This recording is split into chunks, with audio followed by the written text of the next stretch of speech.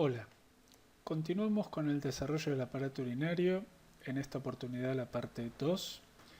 Vamos a profundizar en la morfogénesis del riñón y las vías urinarias.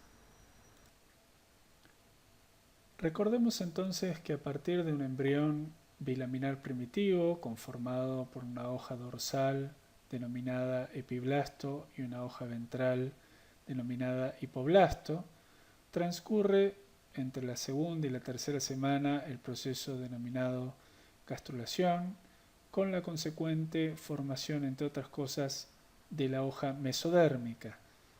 Para el final de la tercera semana tenemos un embrión plano compuesto por 3 hojas: la hoja dorsal ectodérmica, la hoja ventral endodérmica y la hoja media recién formada, el mesodermo. Las células epiblásticas entonces migran a través de la línea primitiva hacia el blastocele para formar la hoja mesodérmica. Acá vemos una vista dorsal de un embrión al cual se seccionó el amnios y se observa el ectodermo general con el relieve de las estructuras que se encuentran más profundas. En esta imagen hacia la derecha vemos que se ha seccionado ese ectodermo general y se observa en la línea media el tubo neural, a ambos lados el mesodermo paraxil que ya está formando somitas, y a ambos lados de este mesodermo paraxil es donde se va a formar el mesodermo intermedio. En esta imagen de la izquierda se observa nuevamente, se retiró el ectodermo general, este es el tubo neural, se ven algunos somitas hacia la izquierda, algunos somitas hacia la derecha y la placa segmentaria, y aquí vemos cómo el mesodermo se va organizando para formar el mesodermo intermedio. Recordemos que durante la gastrulación el sitio de ingreso de las células epiblásticas a través de la línea primitiva a lo largo de su eje antero-posterior va a determinar su posterior posición final a través del eje medio lateral en la hoja mesodérmica. Tanto es así que las células que ingresen por una región más anterior de la línea primitiva van a ocupar una posición más medial en la hoja mesodérmica y por lo tanto van a formar mesodermo paraxil y somitas. Las que ingresen a través de la línea primitiva por una región más posterior van a ir a ocupar la región más lateral de la hoja mesodérmica y por lo tanto van a formar mesodermo lateral, y las células epiblásticas que ingresen por la región media van a ir a ocupar el intermedio entre el mesodermo paraxil y el mesodermo lateral para formar el mesodermo intermedio. En estas imágenes de microscopía se observa un corte transversal de un embrión en donde esta zona de aquí es dorsal, esta zona de aquí es ventral, esta es la zona media del embrión donde se observa el canal neural y la notocorda. A ambos lados aquí está representado como somitas, es mesodermo paraxil, el mesodermo intermedio y el mesodermo lateral, que aquí ya se observa que se está delaminando, por lo tanto ahí se encuentra el celoma intraembrionario. Vemos entonces que las células epiblásticas migran a través de la línea primitiva para formar la hoja media del embrión. Estas células mesenquimáticas, a medida que avanza el desarrollo, van a ir interactuando con las poblaciones celulares adyacentes y vemos cómo se diferencian apareciendo el mesodermo paraxil, el mesodermo intermedio y el mesodermo lateral, que acá se encuentra delaminado y formando el celoma intraembrionario. Entonces, ¿cómo es que estas células que migraron a través de la línea primitiva, formaron la hoja mesodérmica, se diferencian y aparecen estructuras a lo largo del eje medio lateral del embrión? Bueno, esto se explica por un modelo integrado de gradientes. Primero vamos a ubicarnos en la imagen. Esto es una microscopía electrónica, un corte transversal en donde esto es dorsal, esto es ventral. En la hoja dorsal se ve el ectodermo general, el ectodermo neural, el ectodermo general nuevamente. En la hoja ventral el endodermo, esta es la cavidad del saco vitelino. Y en la hoja media observamos de medial a lateral el mesodermo paraxil o somítico, el mesodermo intermedio y el mesodermo lateral con su hoja parietal asociada al ectodermo formando la somatopleura y la hoja visceral asociada al endodermo formando la esplagmopleura. Entonces, la regionalización del mesodermo en el eje medio lateral se establece por efecto cooperativo y antagónico entre factores axiales y concentraciones diferentes de BMP. ¿Esto qué significa? Significa que la fuente de BMP, las mayores concentraciones de BMP, se encuentran en la periferia del embrión. Y a partir de las estructuras axiales del embrión se originan antagonistas de BMP. Acá están nombrados noguina y cordina, hay otros, pero estos actúan como antagonistas de BMP. Entonces vemos que las concentraciones de BMP van descendiendo a medida que nos acercamos a la zona media del embrión. Esto genera diferentes concentraciones de BMP a lo largo del eje medio lateral de la hoja mesodérmica y eso en parte contribuye a la diferenciación de las distintas regiones del mesodermo. Bueno, y a esto me refería cuando decía que las diferentes concentraciones de BMP eran uno de los factores que contribuían a la diferenciación del mesodermo. Acá vemos altas concentraciones de BMP, bajas concentraciones de BMP, no hay concentraciones de BMP. Si esto lo relacionamos con el dibujo que vemos acá arriba, está representado un corte transversal de medio embrión, ¿sí? Esta sería la zona media, de medial hacia lateral, el tubo neural, la notocorda, el mesodermo paraxil o somítico, el mesodermo intermedio y el mesodermo lateral. Entonces, ¿qué es lo que explica? Que frente a altas concentraciones de BMP se favorece la formación de citoqueratina, ¿sí?, y la diferenciación del mesodermo lateral. Si no hay BMP, recordemos que desde la zona media del embrión se expresan antagonistas de BMP, genes de la familia Fox activan la cascada que tiene relación con los genes homeóticos PAX, el PAX7 en particular y el Paraxis, que son específicos de mesodermo paraxil y se encargan de bloquear a los genes relacionados con el mesodermo intermedio. Entonces, en una posición intermedia justamente entre altas concentraciones de BMP y que no haya BMP, o sea, bajas concentraciones de BMP, ¿qué es lo que ocurre? Fox se inhibe. Al inhibirse Fox, se desreprime la expresión de genes del mesodermo intermedio como son LIM1 y PAX2. Y de esa manera se especifica el mesodermo intermedio. Hasta no hace tanto, LIM1 y PAX2, sobre todo PAX2, eran los marcadores más tempranos que se habían encontrado de mesodermo intermedio.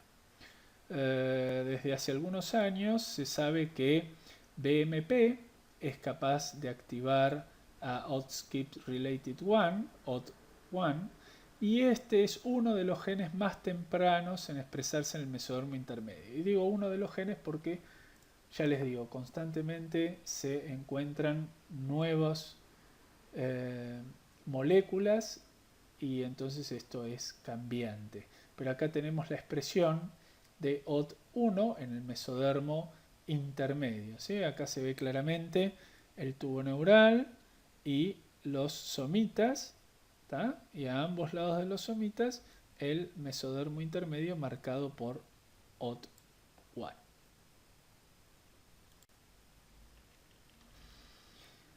¿Qué otra cosa tiene injerencia en la especificación del mesodermo intermedio?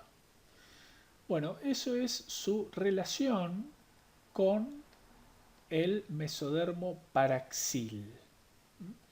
Este es un experimento muy lindo, hecho en pollos. Este es el embrión, este es un embrión verdadero y este es el esquema. Lo que hicieron fue, con una aguja muy finita, seccionar en uno de los lados del embrión, justo al lado del límite del mesodermo paraxil, y separaron el resto del mesodermo hacia un costado. Entonces, ¿qué es lo que vieron? Vieron que del lado en donde el mesodermo estaba en interacción con el mesodermo paraxil, el mesodermo intermedio se diferenciaba y eso lo evidencian mediante la expresión de PAX2. ¿Lo ven acá? Digamos, en este embrión tenemos el tubo neural que viene por acá, ahí. El mesodermo paraxil lo ven del lado derecho y del lado izquierdo. Del lado izquierdo, el mesodermo paraxil se acompaña de la expresión de PAX2, que está marcando mesodermo intermedio. Sin embargo, del lado derecho no hay expresión de PAX2 adyacente al mesodermo paraxil, pero tampoco hay expresión de PAX2 en el mesodermo que fue seccionado y separado. Esto lo que me está diciendo es que el mesodermo, además del modelo de gradientes de BMP y antagonistas de BMP que vimos antes, requiere de la interacción entre las poblaciones celulares vecinas para su especificación y diferenciación. Tal es el caso de la inducción del mesodermo intermedio por parte del mesodermo paraxil. Dijimos entonces que para la especificación del mesodermo intermedio juegan un rol las distintas concentraciones de BMP, juega un rol la interacción con el mesodermo paraxil, y nos faltaría mencionar el rol que juegan en la especificación de campo la expresión de los genes Hox. Lo que se vio es que solamente las células del mesodermo intermedio que expresen HOXB4, el cual se encuentra regulado por distintas concentraciones de ácido retinoico, y que se encuentren con niveles adecuados de señalización de BMP y activina pueden ejecutar el programa de desarrollo renal. ¿Qué significa esto? Este dibujo está delimitando en línea de puntos la región del campo renal, o sea, qué células van a participar de la formación del riñón. Y fíjense que esta zona es el resultado de la conjunción de concentraciones de BMP decrecientes de lateral a medial, de la participación de la activina, que tiene que ver con las células del mesodermo paraxil, y finalmente de la expresión del código Hox regulado por ácido retinoico. Entonces, la combinatoria de estas tres situaciones es la que termina de especificar el campo renal. En esta imagen de acá lo que se muestra es la expresión de distintos genes Hox a lo largo del eje antero-posterior, pero con un reborde celeste están marcados aquellos cuyo límite anterior se ubica a la altura del somita 6. ¿Y esto con qué tiene que ver? Tiene que ver con que el desarrollo renal, que dijimos que transcurría en tres etapas: la formación del pronefros, la formación del mesonefros y la formación del metanefros, no sobrepasa como límite anterior el somita 7. Entonces vemos que el pronefros se forma en relación con los somitas 7 al 14. El mesonefros se forma en la región torácica en relación con los somitas 9 al 26. Y el metanefros se forma en la parte más posterior en relación con la región lumbar entre los somitas 26 y 28. Como dijimos anteriormente, el pronefros se forma e involuciona rápidamente en cuarta semana. El mesonefros es inducido por el pronefros en cuarta semana. Se desarrolla durante la quinta semana y va a tener un rol en la hematopoiesis y en el desarrollo del aparato genital, y además induce la formación del metanefros. Entonces acá vemos el conducto mesonéfrico de Wolff desembocando en la cloaca, los túbulos mesonéfricos en relación todo esto con la gónada en formación, y si nos vamos hacia posterior, hacia caudal, vemos que del conducto mesonéfrico surge el brote ureteral, y el brote ureteral va a interactuar con el mesodermo intermedio de esta región, que va a formar el metanefros. Entonces, estas imágenes ya las hemos visto, representan la evolución de la cresta urogenital, el pronefros que se forma e involuciona, el mesonefros con el conducto mesonéfrico desembocando en la cloaca y la formación del metanefros. En estas imágenes de acá vemos los túbulos pronéfricos formando el conducto néfrico primario, el cual va a inducir la formación de los túbulos mesonéfricos. A medida que el pronefros involuciona, se forma el mesonefros, y en asociación al mesonefros la condensación mesenquimática que va a originar a la gónada.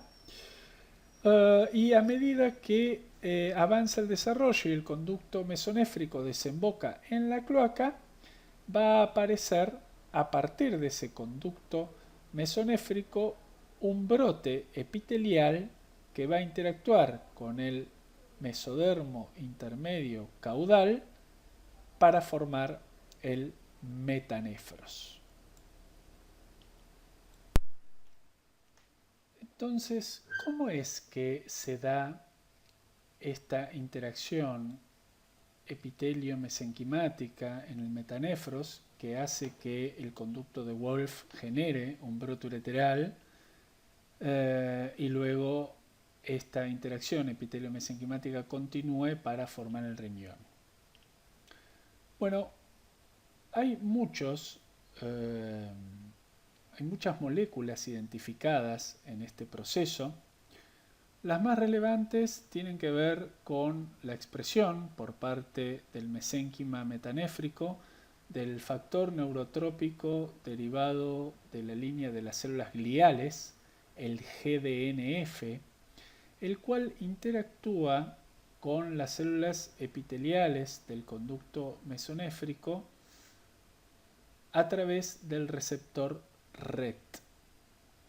Esta interacción GDNF-RET es la que genera que las células epiteliales del conducto de Wolff proliferen y generen el brote ureteral.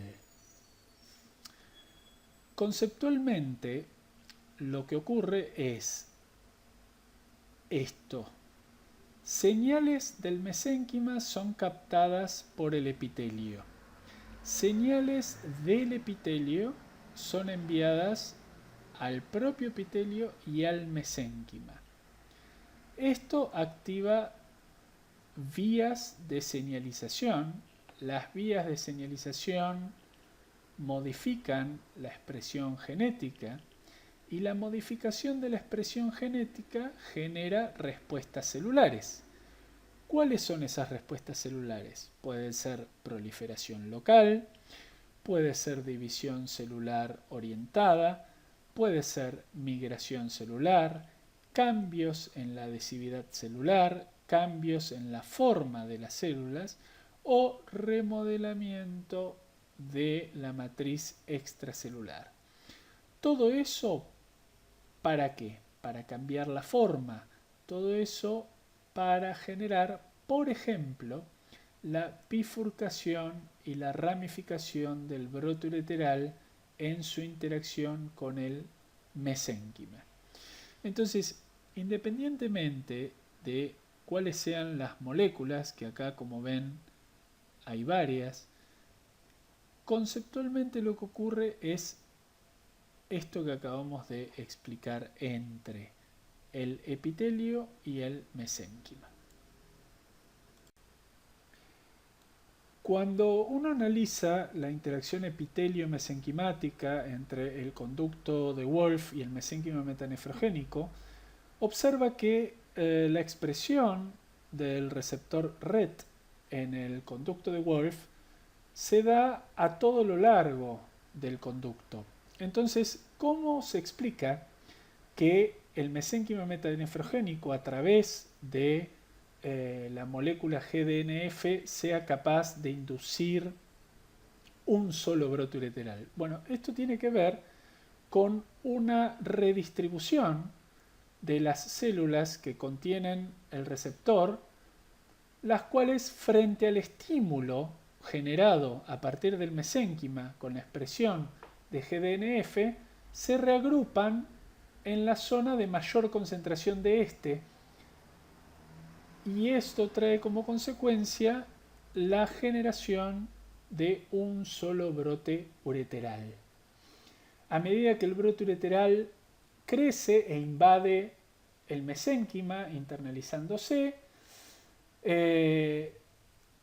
va a experimentar la ramificación. Esa ramificación está gobernada por las interacciones epitelio-mesenquimáticas que se dan en el extremo del brote.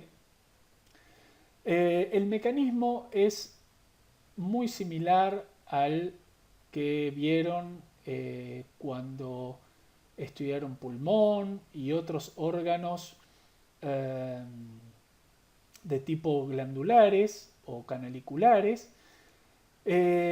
Para no marearlos en tantos nombres de moléculas que presenta la diapositiva, vamos a reconocer moléculas que nos suenan familiares, como el GDNF por parte del mesénquima y el receptor RET en el epitelio. Esto mantiene al extremo del brote ureteral proliferando y va a guiar la invasión y la ramificación. Y por el otro lado, en el sector proximal del crecimiento de este brote, lo que evita que se generen ramificaciones supernumerarias tiene que ver con el rol del mesénquima en la estabilización de la membrana basal del epitelio a través de BMP4. El epitelio no solo no se ramifica, sino que fortalece su membrana basal, deposita heparán sulfato y con la constitución de la membrana basal las células se polarizan y se evita la ramificación supernumeraria.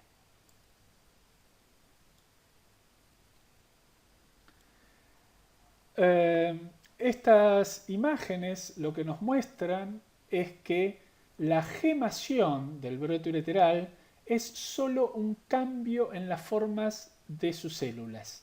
A ver, esta imagen está representando el conducto de Wolff y estas imágenes acá a la derecha muestran cortes, el corte B a esta altura y el corte C a esta altura.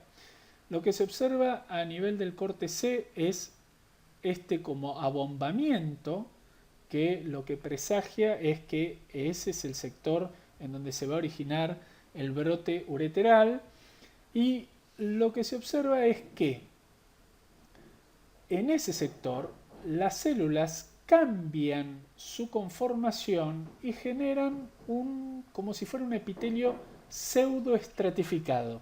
Lo que no se observa en otras regiones del conducto mesonéfrico, como se puede observar en el corte B, en donde la disposición del epitelio es simple. Entonces, evidentemente, uno de los cambios morfológicos que genera la interacción entre el mesénquima metanefrogénico y el conducto de Wolff para el nacimiento del brote ureteral es el cambio en la conformación espacial de las células y del epitelio del conducto de Wolff. Con esto llegamos al final de esta segunda parte. Espero que les haya servido y nos vemos la próxima.